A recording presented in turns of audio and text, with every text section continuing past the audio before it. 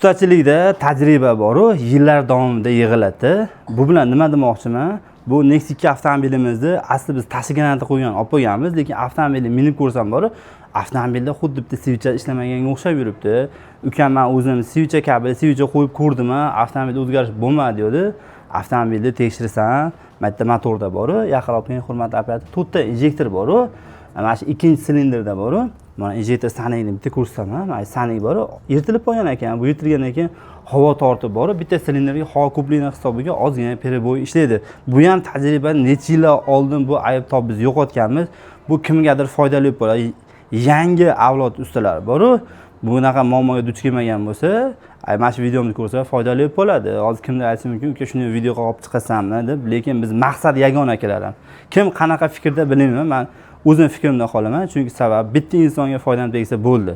Balki minglab odamga foydam tegishi mumkin bitta videom bilan. Keyin videoga qanaqadir layklar bosmayapsizlar, jigarlar, layk bosib, obuna bo'lib, kuzatsalaring, biz motivatsiya, ilhom olamiz akalar. Joningiz sog' bo'lsin, har doim yuzingizdan tabassum tark etmasin. Yangi ustalarga yoki bo'lmasam, Nexus 1, Nexus 2 bor, tashqi jo'natib qo'ysangiz foydali bo'lishi mumkin. Har doim yuzingizdan tabassum tark etmasin.